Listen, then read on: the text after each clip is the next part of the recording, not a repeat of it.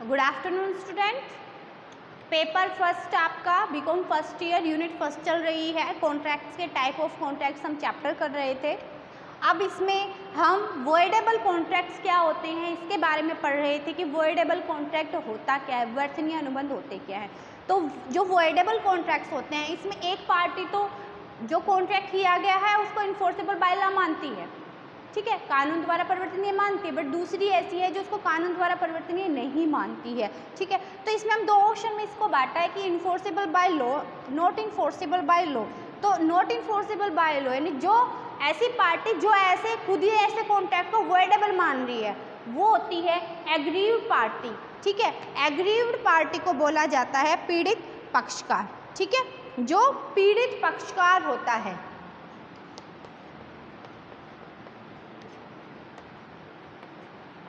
ठीक है, वो मान सकते हैं ऐसे कॉन्ट्रैक्ट को। मैं एक एग्जांपल के थ्रू आपको समझाऊंगी तो आपको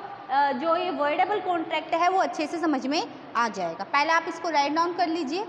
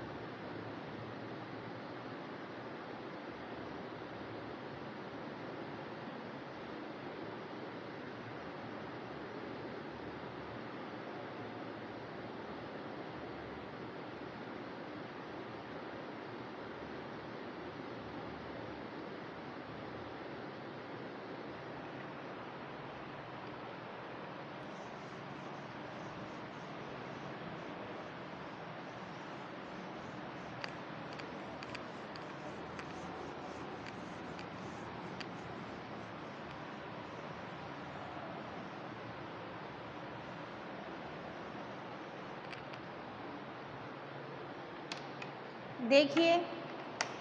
जो वॉइडेबल कॉन्ट्रैक्ट है इसका एक एग्जांपल के थ्रू समझाते हैं कि एक ए पर्सन है और एक बी पर्सन है। ए पर्सन बी पर्सन के बच्चे को, उसके चिल्ड्रन को किडनैप कर लेता है,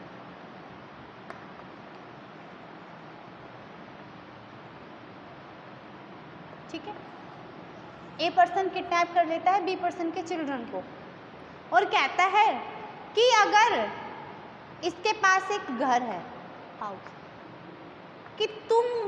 अपना घर मेरे नाम करा दो,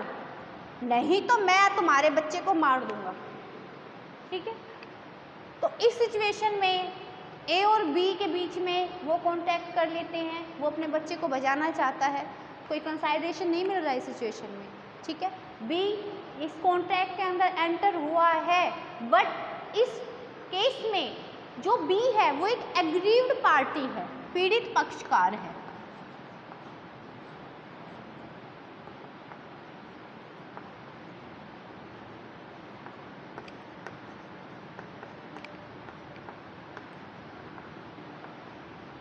ठीक है,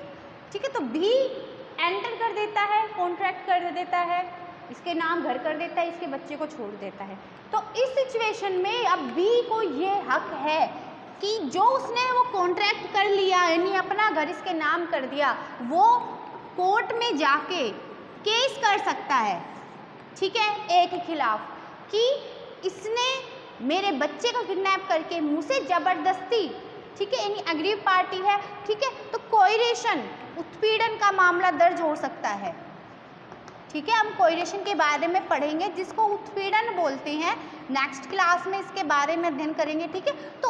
उत्पीड़न कोइरेशन के मामले में इसके खिलाफ केस दायर कर सकता है, ओके। तो यही तो वॉइडेबल कॉन्ट्रैक्ट्स है कि दोनों पार्टी है, इसके लिए तो ये कॉन्ट्रैक्ट है, बट इस जो एग्री पार्टी है इसके लिए कॉन्ट्रैक्ट नहीं है, ये नहीं मानता है ऐसे कॉन्ट्रैक्ट को, ये कानून के द्वारा नहीं इसको खिलाफ कार्रवाई कर सकता है, कोर्ट की शरण में जा सकता है कि इसने मुझे मेरे बेटे का किडनैप करके उसको मारने की धमकी देकर मेरा घर अपने नाम करवाया है, तो जो ये पीड़ित पक्षकार है, एग्रीव पार्टी है, ठीक है, इसको हक होता है, ठीक है, कि ये कॉन्ट्रैक्ट को ना मानने का, इसलिए ऐसे कोई कॉन्ट्रैक्ट को वॉइडेबल कॉन्ट्रैक्ट माना जाता है। क्लियर हुआ आपको? यानी एग्रीव पार्टी को ही हक होता है कि वो इस केस को माने या इसको कॉन्ट्रैक्ट को वो मान ले, किसी के खिलाफ केस दायर ना करे, ठीक है, पर उसको हक है अगर वो इसके खिलाफ जाना चाहे कॉन्ट्रैक्ट के खिलाफ, ठीक है, तो एक के खिलाफ केस दायर कर सकता है, कानून की शरण ले सकता है इसके खिलाफ, ठीक है। तो एग्री पार्टी को हक होता है। इसमें दोनों पार्टी में से एक पार्टी तो मान रही है इसको कॉन्ट्रैक्ट, पर दूसरी पार्टी कॉन्ट्रैक्ट नहीं मान रही है, इन्फोर्सिबिलिटी बाय लॉ नहीं मान रही है, ठीक है।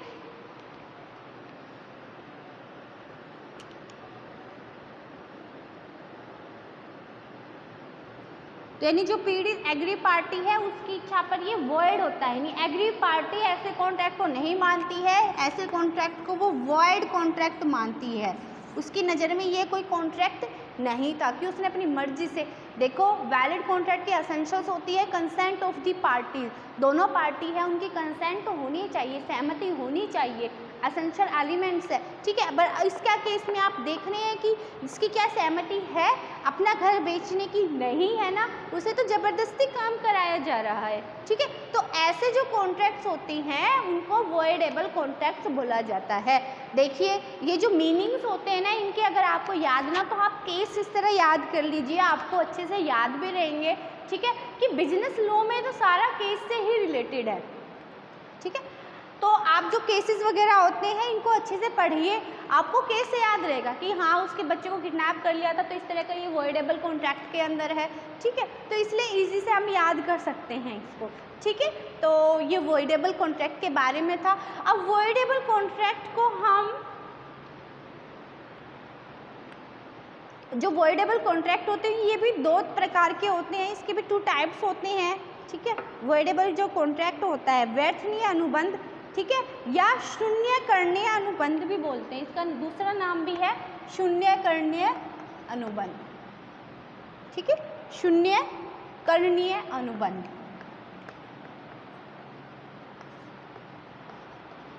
ये भी इसको मानते हैं, ठीक है।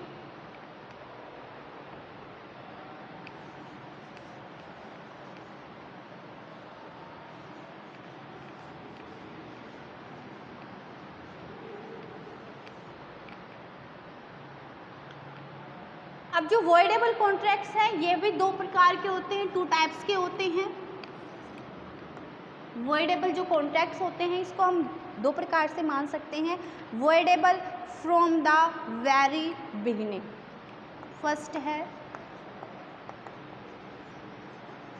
Voidable from the very beginning and voidable, ठीक है, यानी जो अनुबंध प्रारंभ से ही व्यर्थनीय होते हैं, ठीक है, बिगिनिंग से ही वॉइडेबल होते हैं, फ्रॉम द बिगिनिंग, प्रारंभ से ही व्यर्थनीय होना।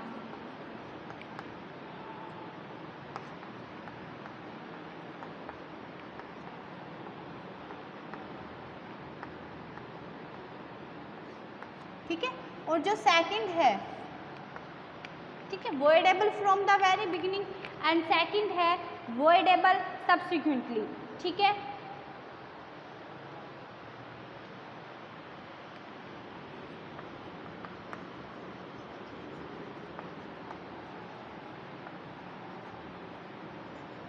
यानी बाद में व्यर्थ होना,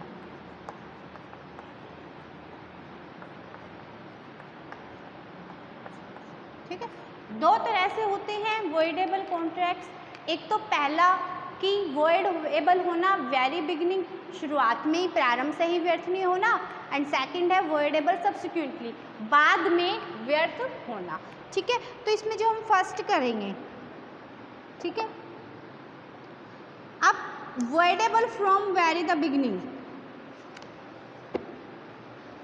देर are certain contract which are voidable from the very beginning, यानी ऐसे कॉन्ट्रैक्ट होते हैं जिसको शुरुआत में ही, बिगिनिंग से ही उनको वॉइडेबल बोला जाता है। So it is so when the consent of the parties case either by coercion, ठीक है, undue influence, fraud, misrepresentation, the party whose consent is के by one of our four factors is known as aggrieved party. The aggrieved party has option either to treat the contract as void or to enforce it, ठीक है, voidable from beginning, ठीक है, voidable from the very beginning। इसमें क्या होता है कि शुरू में देखने से ही कॉन्ट्रैक्ट को लगे, ठीक है, जैसे void जो कॉन्ट्रैक्ट होता था उसमें क्या होता था, जो एसेंशियल एलिमेंट्स अगर नहीं है,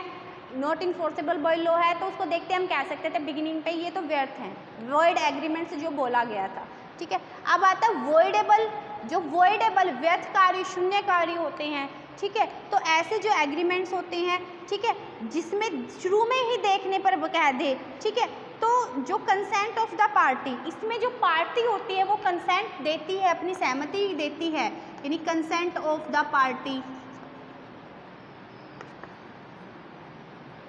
ड्यू टू, किससे वो कंसेंट देती है, या तो उनका उसका उत्पीड़न हुआ कोएरेशन, ठीक है, बाय कोएरेशन यानी उत्पीड़न से उनका उत्पीड़न किया गया हो तब उसने हाँ भरी हो, अनड्यू इन्फ्लुएंस,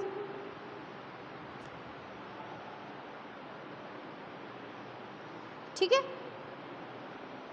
अनड्यू इन्फ्लुएंस अनुचित प्रभाव,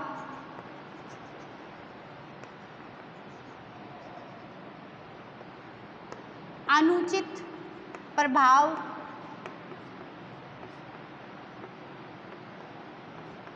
अनड्यू इन्फ्लुएंस हो, फ्रॉड हो, मिसरिप्रेजेंटेशन हो,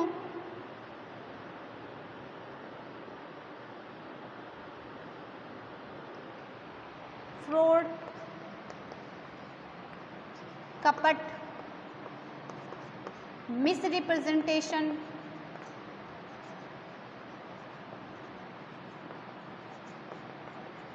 मिथ्या वर्णन यानी झूठ बोलना, झूठी बात कहना, ठीक है। तो ये चार केस पे,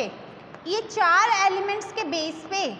अगर एक पार्टी दूसरी पार्टी के साथ कोई कॉन्ट्रैक्ट करती है, कंसेंट देती है कॉन्ट्रैक्ट को करने में, तो वो वॉइडेबल कॉन्ट्रैक्ट होगा, या तो उनका उत्पीड़न किया गया हो, डराया धमकाया गया हो, अनुचित प्रभाव हो, उनका इन्फ्लुएंस हो, फ्रॉड किया गया हो, उनसे झूठ बोला गया हो। अगर इनके कारण फ्रॉड मिसरिप्रेजेंटेशन के कारण अगर इसके ऐसे कोई फैक्ट्स के अकॉर्डिंग कोई कंसेंट करती है पार्टी, ठीक है, तो उस पार्टी को क्या बोला जाएगा, एग्रीव्ड पार्टी,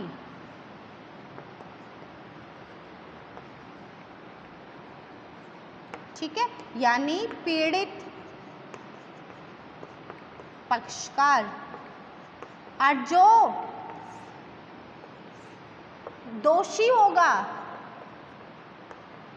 जिसने डिफॉल्ट किया है, ठीक है, उसको दोषी पक्षकार बोला जाएगा, जो ये गलत कार्य करता है, ठीक है। तो बिगिनिंग में तो क्या होगा, अगर शुरू में हमें देख के ऐसे लगे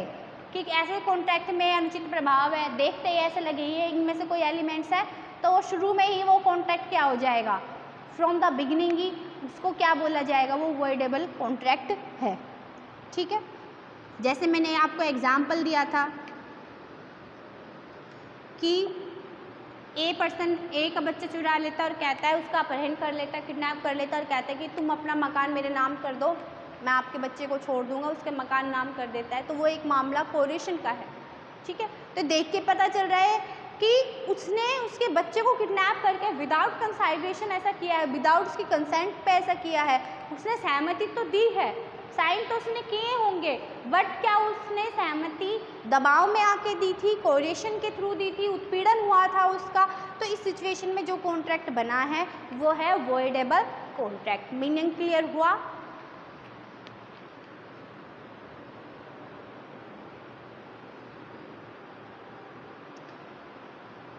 अब सेकंड जो इसमें केस था वॉइडेबल सब्सिक्वेंटली, फर्स्ट तो क्लियर हो गया कि देखने से ऐसे कोई कॉन्ट्रैक्ट किया हुआ है। अब जो सेकंड है हमारा वॉइडेबल सब्सिक्वेंटली यानी बाद में व्यर्थ का होना। अब बाद में व्यर्थ जो होता है, बाद में व्यर्थ होना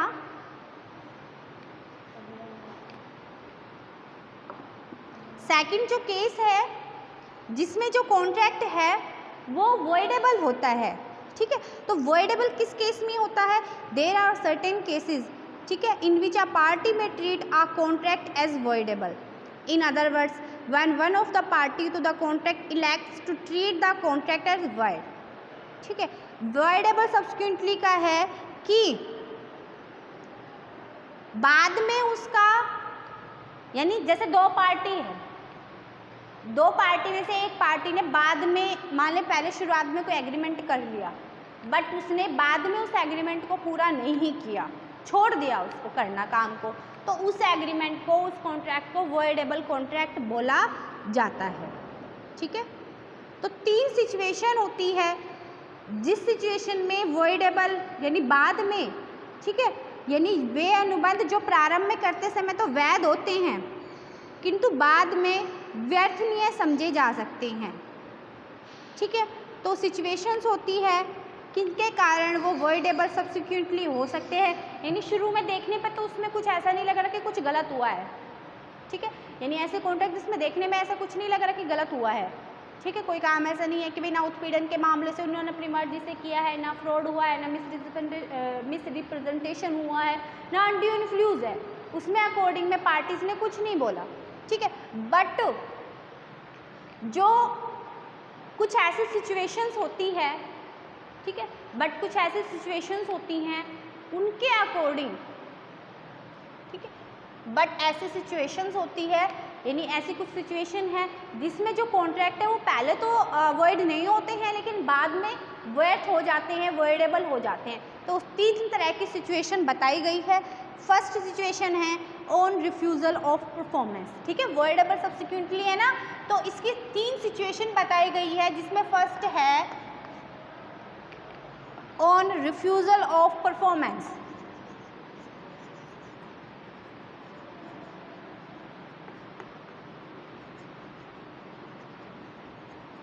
on refusal of performance, ठीक है, यानी performance, on refusal of performance यानी ये काम करने से मना कर देना, ठीक है, यानी जब when a party to a contract has refused to perform his promise to entirely, ठीक है, the promisee may put an end to the contract, ठीक है, when a party to a contract has refused to perform his promise is entirely, the promisee may put an end to the contract, ठीक है, यानी जब किसी अनुबंध के पक्षकार ने स्वयं अनुबंध पूरा करने से इनकार कर दिया हो तो दूसरा पक्षकार उस अनुबंध को व्यर्थनीय समझ सकता है, ठीक है। दो पार्टीज थी, दोनों पार्टी के बीच में कोई एग्रीमेंट हुआ, मान गए, पर एक पार्टी ने रिफ्यूज़ल कर दिया, उस काम करने के लिए मना कर दिया, पूरा काम करने के लिए कुछ काम किया, ठीक है, ये नहीं कि शुरू में मना कर दिया, नहीं, कुछ काम किया, मान लिए उनके बीच में एग्रीमेंट हुआ था 10 दिन के लिए काम करने के लिए, 1 महीने के काम करने के लिए, ठीक है, तो उन्होंने 15 दिन काम किया, उसके बाद मना कर दिया, तो दूसरा क्या समझेगा कि भाई ये तो आएगा ही नहीं काम पे, ठीक है, तो उनके बीच में जो एग्रीमेंट यानी कॉन्ट्रैक्ट हुआ था उन्होंने वॉइडेबल मान लिया, इसमें किसी तरह का कोई दोषी नहीं था, ठीक है, तो ये होता है वॉइडेबल सब्सिक्वेंटली, यानी काम करने के लिए मना कर दे। एग्जाम्पल हम समझ सकते हैं इसमें, ठीक है, कि जैसे एक पर्सन था ए, उसने बी को, एक ए पर्सन था और एक बी पर्सन था। ए जो पर्सन था वो सिंगर था और जो बी पर्सन था इसका एक थिएटर था, ठीक है, तो इन दोनों के बीच में एग्रीमेंट हुआ कि जो ए पर्सन एक सिंगर है वो 14 दिन तक अपनी परफॉर्मेंस देगा इसके थिएटर में, एज ए सिंगर परफॉर्म करेगा। तो जो ए पर्सन था वो 5 दिन तो आया बट उसके बाद नहीं आया, तो ये जो केस होगा ये होगा कि उसने अपना काम करने से मना करके उन रिफ्यूज़ल ऑफ परफॉर्मेंस, तो इस सिचुएशन में जो बी पार्टी थी उसने सोचा कि इन्होंने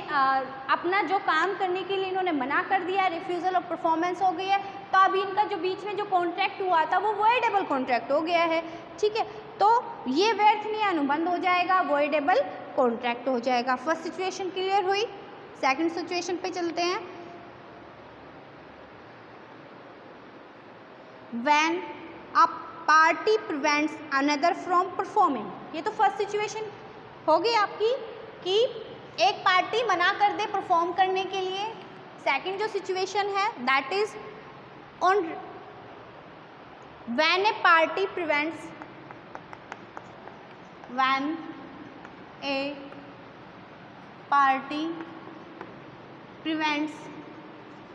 a party prevents another from performing,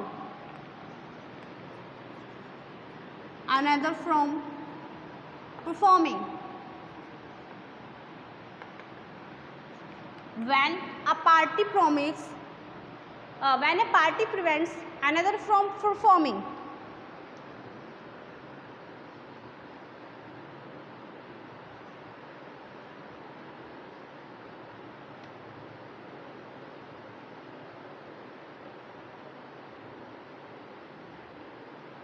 कि जब एक पार्टी दूसरे को उस काम करने के लिए मना कर दे, मान लीजिए दो पार्टी है, उनमें से एक पार्टी दूसरे को उस काम को करने के लिए मना कर दे, तो उस सिचुएशन में भी वो कॉन्ट्रैक्ट क्या माना जाएगा? वॉइडेबल माना जाएगा। When one party to the contract prevents the other for performing a reciprocal promise, ठीक है, the contracts become voidable at the option of the party so prevented. ठीक है, यानी दो पार्टी है, first party and second party, first party उस काम को करने के लिए मना कर देती है। ठीक है, तो जो प्रिवेंट करती है तो मतलब वो सोचती है कि ठीक है हमारे बीच में एग्रीमेंट नहीं है। ठीक है, मान लीजिए इसका एग्जांपल सिंपल तौर पे कि दो पर्सन है, उनके कोई काम को लेकर उनके बीच में कॉन्ट्रैक्ट हुआ है। ठीक है, मान लीजिए वॉल पेंट के लिए वॉल को पेंट करने के लिए कॉन्ट्रैक्ट हुआ है। ठीक है, दो पर्सन थे, फर्स्ट पर्सन ने अच्छा पेंट नहीं किया। ठीक है, तो सेकंड पर्सन उसको काम करने से रोक दे कि तुम तो अच्छा पेंट नहीं कर रहे हो, रहने दो इसको, मैं किसी और से करा लूँगा, ये तो यानी उसको रोक दिया, प्रिवेंट कर दिया। तो ऐसा जो कॉन्ट्रैक्ट हुआ वो क्या हुआ कि जो सेकंड पार्टी है उसको मना कर देती है, प्रिवेंट कर देती है, तो उनके बीच में वॉइडेबल कॉन्ट्रैक्ट हुआ।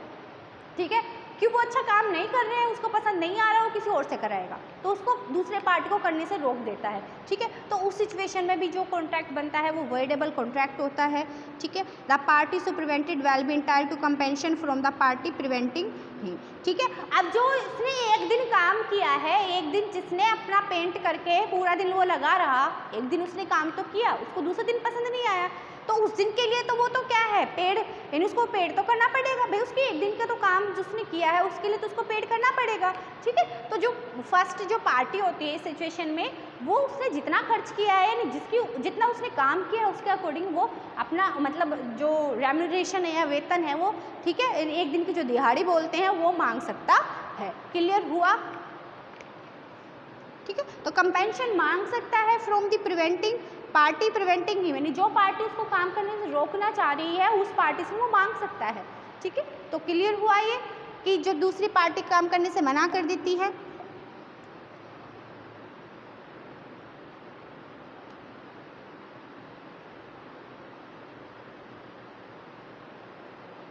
ठीक है, यानी जैसे और भी में एग्रीमेंट हुआ था कि किसी काम को लेकर, मैंने पेंट का ही बताया था कि पेंट करने पर उसको यानी पर डे के हिसाब से 500 रुपीज़ देगा। उसने एक दिन काम किया, दूसरे दिन मान ली कोई सिचुएशन हो जाती है, कोई उसका मित्र आ जाता है जो पेंट करता है, वो उससे करवाना चाहता है तो उसको मना कर देता है। ठीक है, मान लीजिए इसको एग्जांपल ऐसे समझ सकते हैं कि एक ए पर्सन है और एक बी पर्सन है। ठीक है, ए पर्सन पेंटर है, पेंट का काम करता है, दीवारों को पेंट करने का बी पर्सन। ठीक है, तो बी पर्सन और ए पर्सन के बीच में कॉन्ट्रैक्ट हुआ कि जो ए पर्सन पेंटर है वो अपनी दीवार को, घर की दीवार को पर रंग रोगन करवाना चाहता है और उसको 500 रुपीज़ पर डे के हिसाब से देगा। तो ए ने एक दिन काम किया, बी को पसंद नहीं आया, इसने बी ने ए से मना कर दिया कि तुम काम नहीं करोगे, तो ए के बीच में जो कॉन्ट्रैक्ट हुआ था वो रद्द हुआ। तो अब एक दिन की तो दिहाड़ी लेगा ना, कंपेंसेशन तो लेगा ना। ठीक है, या ये भी हो सकता है कि दोनों किसी और पार्टी के बीच में कोई कॉन्ट्रैक्ट हुआ हो, ठीक है, और उसने मना कर दिया और उसने देखो ए और बी के बीच में उसने 500 रुपये तो उसको देने ही पड़ेंगे। पर ये हो सकता है कि इसका एग्जाम्पल आप ये दे सकते हैं कि ए के पास उस समय एक पर्सन और आया, ठीक है, बी का ये 15 दिनों में काम होता पेंट करने का, ठीक है। सेकंड सी पर्सन नाम का कोई एक व्यक्ति आया, वो बोला कि मेरे घर भी तुम पेंट कर दो, ठीक है, बट ए ने मना कर दिया कि मैंने तो बी का पूरा चार्ज ले लिया है, 15 दिन तक तो मैं इसके काम करूँगा। उस वक्त ये इसको, मान लीजिए ये भी इसको 5000 रुपये दे रहा था कि मेरे घर का कर दो, मैं कल आ जाना मैं कर दूंगा, पर इसने इन्हें मना कर दिया कि बी के साथ काम कर रहा था। तो अब बी ने तो 500 रुपये तो दे दिए, पर इसको क्षतिपूर्ति भी तो हुई, इससे भी तो काम गया सी पर्सन से, तो इसके लिए वो हानि का दावा कर सकता है बी पर्सन से कि ठीक है, तो इस केस में वो हानि का दावा कर सकता है। 500 रुपये नहीं, इससे ज़्यादा रुपए की भी वो डिमांड कर सकता है वॉइडेबल कॉन्ट्रैक्ट में, ठीक है। तो ये बातें इसमें बोली गई है when a party prevents another from performing में, ठीक है, तो उसके लिए क्षतिपूर्ति का भी दावा कर सकता है, ठीक है, यानी he is entitled to recover the compensation for any loss case him by his non execution, यानी उसने काम करने से मना कर दिया, इससे उसको जो लॉस हुआ है उस लॉस के लिए, ठीक है, वो क्या है, कंपनसेशन से मांग सकता है। क्लियर हुआ ये पॉइंट आपसे?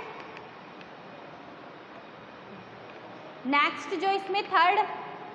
पॉइंट है,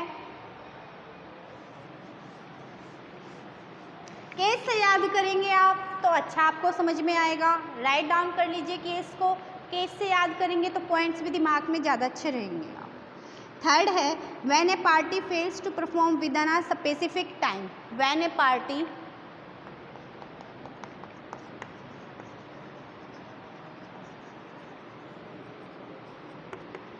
fails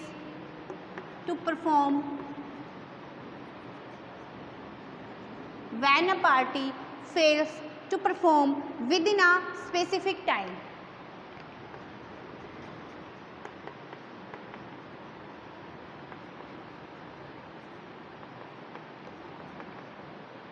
ठीक है, जब एक पार्टी एक स्पेसिफिक टाइम को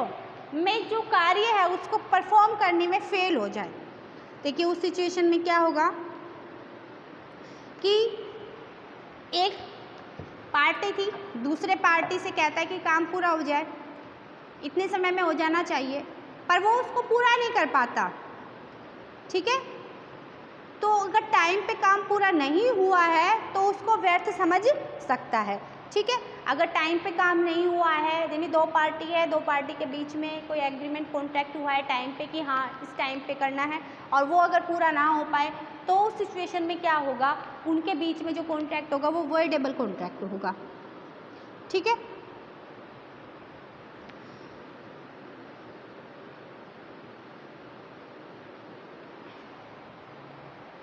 कि जैसे इसका एग्जांपल समझते हैं कि एक ए पर्सन है एंड एक बी पर्सन है, ठीक है। ए जो पर्सन है ना वो दूध वाला है, ठीक है, और बी पर्सन के घर में शादी है, तो बी पर्सन इसे 500 किलो दूध मंगवाता है,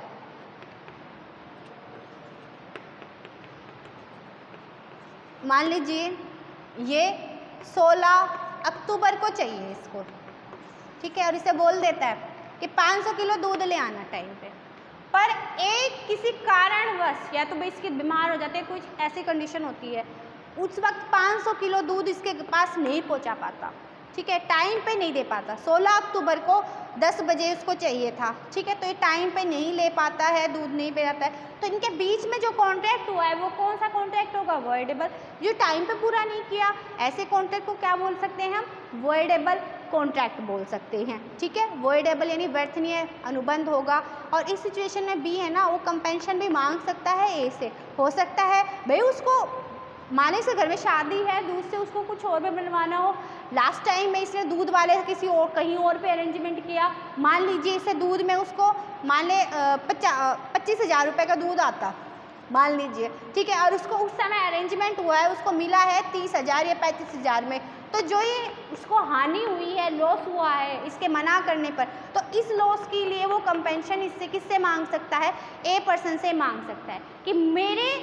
इनके बीच में जो कॉन्ट्रैक्ट हुआ था उसने मना कर दिया, टाइम पे उसको पूरा नहीं किया, तो इस सिचुएशन में वो कंपेंशन किससे मांग सकता है, ए पर्सन से मांग सकता है। ठीक है, तो ये आपका कंप्लीट हुआ, जो वॉइडेबल कॉन्ट्रैक्ट है वो आपका कंप्लीट हुआ। ओके, अब इसमें जो इफेक्ट्स होते हैं, ठीक है, वॉइडेबल जो कॉन्ट्रैक्ट है इसमें जो इफेक्ट्स हैं वो हम नेक्स्ट क्लास में पढ़ेंगे।